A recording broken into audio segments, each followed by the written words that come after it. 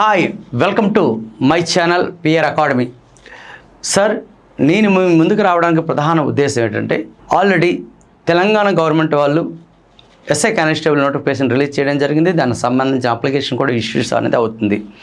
Coming soon AP government వాళ్ళు కూడా ఈ సంబంధించినటువంటి ఎస్ఐ కానిస్టేబుల్స్ సంబంధించిన నోటిఫికేషన్ కొద్ది రోజుల్లో మాత్రమే రిలీజ్ చేయడం జరుగుతుంది. కాబట్టి ప్రతి ఒక్క యాస్పిరెంట్ అనేవాళ్ళు, లాస్ట్ టైం మిస్ అయిన వాళ్ళు, ఫ్రెష్గా రాస్తున్న వాళ్ళకి ఒక గైడ్లైన్స్, భరోసా. మీకు తెలియదని మేము చెప్పట్లేదండి. తెలిసినప్పుడు కొన్ని తప్పులు చేస్తుంటాం. అతిగా తెలిసి తప్పులు చేసిందే మేము తెలియజేయడమే మా ఉద్దేశం, అంతే. మీకు తెలియదని నేను చెప్పట్లేదు, అన్నీ తెలుసు. అన్నీ తెలిసడం బట్టే మనం కొన్ని సిచ్యువేషన్లో కొంచెం బ్యాకప్ అయ్యాం, అంతే. మీరు అన్ని విషయాల్లో కొంచెం దృష్టిలో పెట్టుకొని క్షుణ్ణంగా పరిశీలించి ప్రతి సబ్జెక్టు మీద క్షుణ్ణంగా అబ్జర్వేషన్ చేసి ఆ సబ్జెక్ట్ని గ్రిప్ చేసుకునే ఉద్దేశం మీకుంటే ఖచ్చితంగా పోస్ట్ అనేది వస్తుంది.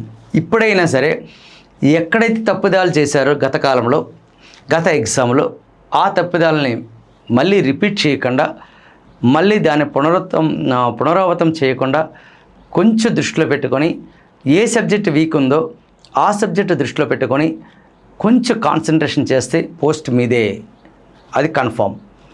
సార్, మానవుడు జయించినది ఎక్కడ ఏది ప్రతిదీ కూడా మనిషిలో ఉన్నటువంటి నాలెడ్జ్ ఉపయోగించుకొని సక్సెస్సే కనబడుతుంది. సక్సెస్ లేదు అంటే అది మీ తప్పు కాదు, మీరు చేసిన చిన్న తెలియలేనటువంటి పొరపాట్లే మిమ్మల్ని వెనక తొక్కేసింది, అంతే. అలాగని ఓవర్ కాన్ఫిడెన్స్ కూడా రిస్క్ ఫ్యాక్టరే. కాబట్టి కాన్ఫిడెన్స్ ఉండండి, ఓవర్ కాన్ఫిడెన్స్ వద్దు, అది దృష్టిలో పెట్టుకోండి. సరే, మరి మేము గత కాలంలో ఏపీ ఎస్ఐ, ఆంధ్రప్రదేశ్కి సంబంధించిన ఎస్ఐ కానిస్టేబుల్స్, తెలంగాణ ప్రభుత్వం సంబంధించిన ఎస్ఐ కానిస్టేబుల్కి సంబంధించినటువంటి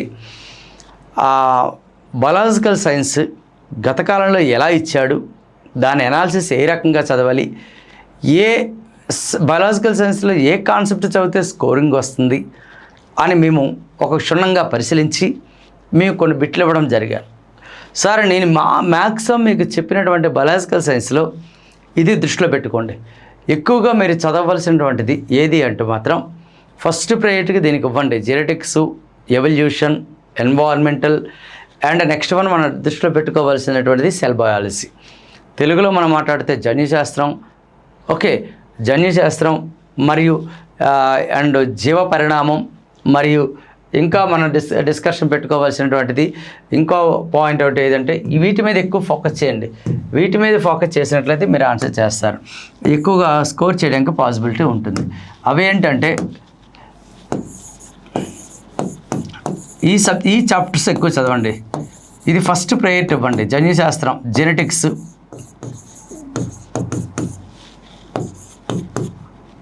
జీవ పరిణామం, evolution, next one environmental science,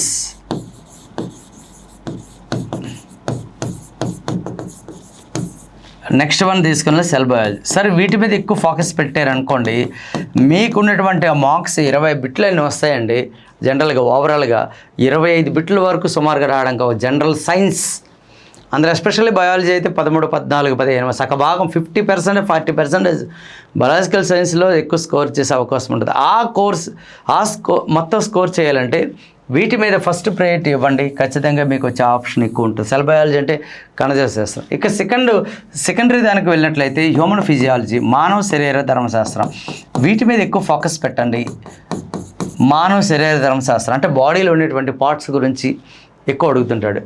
second one తీసుకోవాల్సింది ప్లాంట్ ఫిజియాలజీ. ప్లాంట్ ఫిజియాలజీ అంటే దాని అర్థం ఏంటంటే వృక్ష శరీర ధర్మశాస్త్రం. ఇక నెక్స్ట్ వన్ తీసుకున్నట్లయితే న్యూట్రిషన్, పోషణ. ఇవి సెకండరీ కాన్సెప్ట్, ఇవి కొంచెం గుర్తుపెట్టుకోండి. ఇక వీటితో పాటు సెకండరీ దాంట్లో ఇవి కూడా వస్తాయి. Classification of animal Kingdom, classification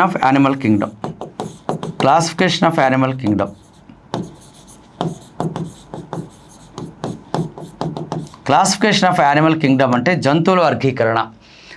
దాంతోపాటు ప్లాంట్ ఫిజియాలజీ,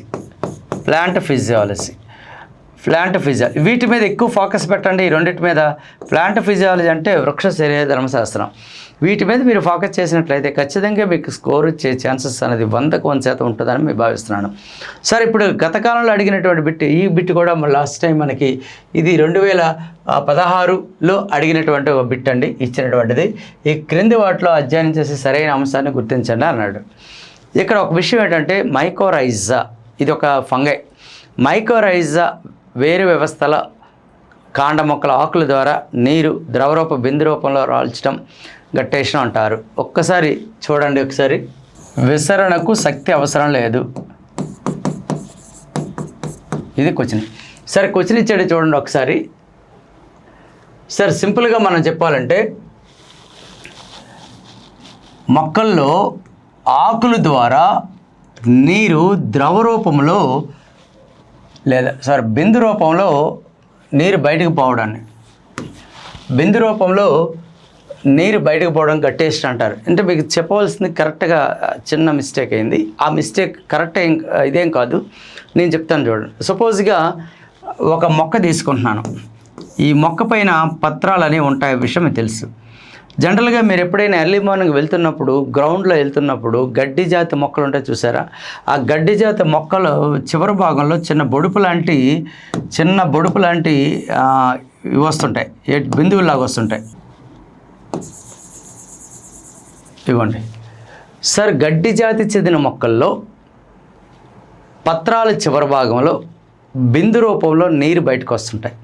అలా బిందు రూపంలో బయటకు వచ్చే వాటిని మనం ఏమంటారు అని అడుగుతున్నాడు. దాన్నే బిందు స్రావం అంటారు. అటు గడ్డి జాతి మొక్కల్లో నీరు ద్రవ రూపంలో బయటకు వెళ్ళిపోవడాన్ని బిందు స్రావం అంటాడు. అది ఇచ్చినటువంటి వర్డ్ అనమాట. కొంచెం తప్పుగా పడ్డది అంతే. ఓకే, గడ్డి జాతి మొక్కల్లో పత్రాల యొక్క చివరి భాగం నుంచి నీటి బిందు రూపంలో బయటకు పోవడాన్ని బిందు స్రావం, దాన్నే గట్టేషన్ అంటారు. ఇలాగ నీరు అధికంగా భూమిలో ఉన్నటువంటి నీరు ఈ రూపంలో బయటకు వచ్చేస్తుంటుంది. భూమి లోపల అధికంగా ఉన్నటువంటి నీరు ఏదైతే ఉంటుందో అలాగ బిందు రూపంలో నీరు బయటకు వచ్చేస్తుంది. దాన్ని బిందు స్రావం అంటారు. ఈ బిందు స్రావం ప్రాసెస్ దాన్ని ఏమంటారంటే గట్టేషన్ అంటారు. ఇలా జరగడానికి దానికి ఒక ఆ పత్రానికి చివరి భాగంలో చిన్న రంధ్రం ఉంటుంది. ఆ రంధ్రాన్ని హైడ్ థోడ్స్ అంటారు. హైడ్ థోడ్స్ ద్వారా ఆ అధికమైనటువంటి నీరు బిందు రూపంలో బయటకు పోవడాన్ని మన బిందుస్రావం అంటారు. ఇలా బిందుస్రావం జరగడానికి ఆ మొక్కల్లో ప్రధాన కారణం ఏంటంటే వేరు పీడనం, రూట్ ప్రెషర్.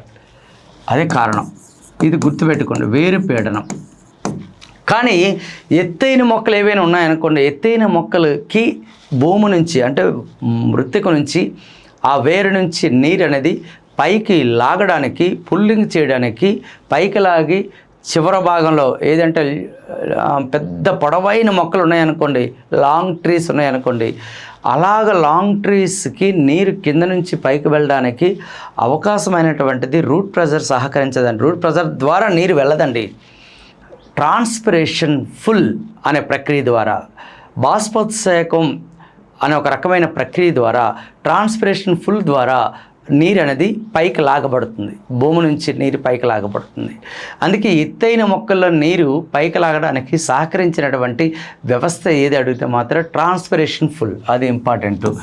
ట్రాన్స్పిరేషన్ ఫుల్ చాలా ఇంపార్టెంట్. ట్రాన్స్పిరేషన్ ఫుల్, దాన్నే ట్రాన్స్పిరేషన్ ఫుల్ అంటారండి. ఇది ఇంపార్టెంట్, గుర్తుపెట్టుకోండి. మరి దీంట్లో మనకు ఒక విషయం ఏంటంటే ఈ ప్రక్రియ ఇలాగా జరుగుతుంది. ఎత్తైన మొక్కలకి ట్రాన్స్పిరేషన్ ఫుల్ ద్వారా నీరు పైకి లాగబడుతుంది అని ఒక సిద్ధాంతం ఉందండి. దాన్ని కొహిషన్ ఎడిషన్ సిద్ధాంతం. డిక్సన్ వాడు రాశాడు. కొహిషన్ ఎడిషన్ సిద్ధాంతం. ఈ సిద్ధాంతం ప్రకారంగా ఎత్తైన మొక్కలకి నీరు అనేది లాగబడడానికి ప్రధాన కారణం ఏదంటే ట్రాన్స్పిరేషన్ ఫుల్ అనే ప్రక్రియ ద్వారా. అది మనం గుర్తుపెట్టుకోవాలి. అది మొదటి దానికి ఆన్సర్. అది రైటేనండి. యాక్చువల్గా బాష్పోత్సేకం ద్వారా ఆకుల వల్లే నీరు ఆవిరి రూపంలో బయటికి పోతుంది, అంతే కదా, అది రైటే కదా.